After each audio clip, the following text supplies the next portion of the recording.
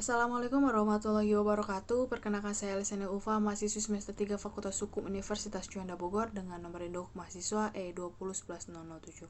Pada pertemuan ini, saya akan mereview kembali materi pertemuan ke-6 di mata kuliah Hukum Administrasi Negara yang diampu oleh Bapak Dr. Haji Dedi Mulyadi SMH serta Bapak Asisten Dosen yaitu Bapak Dr. Emrendi Adedain SMH, yang mana telah dijelaskan mengenai pembatasan kekuasaan melalui hukum. Baik, yang pertama ada menurut MC Ivar, kekuasaan tampil melalui wujud multibentuk maupun dari eksistensi kekuasaan itu sendiri. Dan menurut Franz Magnus Suseno mengartikan bahwa redaksional di atas bahwa kekuasaan di suatu sisi merupakan sesuatu yang mempesona dan pada sisi lainnya merupakan hal yang menakutkan. Kemudian cara dan sarana untuk mengawasi dan membatasi kekuasaan itu diantaranya ada yang pertama ada moralitas atau religius, yang kedua ada etika, dan yang ketiga ada hukum, yaitu memuat sanksi-sanksi yang konkret.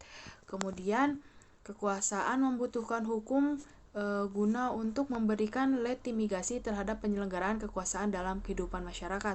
Dan yang kedua, bahwa hukum dibutuhkan supaya kekuasaan tersebut dapat tumbuh dan berkembang jadi kesewenang-wenangan. Kemudian memasuki kekuasaan dan hukum administrasi negara. Kekuasaan secara etimolog diartikan sebagai kemampuan berbuat atau bertindak, atau power is an ability to do or act. Kekuasaan negara diartikan sebagai kemampuan organisasi kehidupan sosial dalam suatu wilayah untuk memaksa seluruh golongan dan kelompok sosial yang ada secara sah berdasarkan ketentuan hukum untuk mencapai kehidupan bersama yang telah ditetapkan sebelumnya. Kemudian sumber kekuasaan itu meliputi yang pertama ada kekuatan kekerasan fisik, yang kedua ada kedudukan atau jabatan, yang ketiga ada kekayaan, yang keempat ada kepercayaan atau keyakinan, dan yang terakhir ada keterampilan atau keahlian.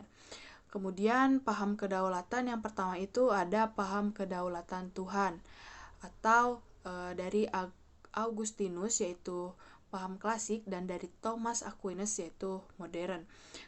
Kekuasaan negara adalah berasal dari Sang Pencipta atau Tuhan. Kemudian ada kedaulatan raja dari Thomas Hobbes, bahwa penguasa negara atau raja karena keabsolutannya digunakan sebagai makhluk yang kuat tanpa tandingan. Kemudian ada paham kedaulatan negara dari George Jellinek dan Paul Laban. Kekuasaan penguasa dan negara adalah yang tertinggi setiap pemerintah dari penguasa negara yang dimanifestasikan dalam hukum harus ditaati oleh masyarakat. Kemudian ada paham kedaulatan rakyat dari Jean-Jacques Rousseau, John Locke, Montesquieu menyatakan bahwa kekuasaan negara yang ditegakkan oleh para penguasa adalah berasal dari rakyat itu sendiri.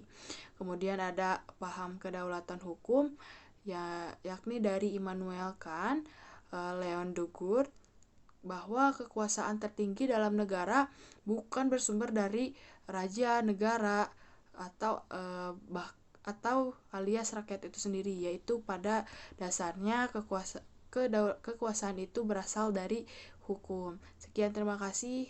Mohon maaf apabila ada kesalahan. Wassalamualaikum warahmatullahi wabarakatuh.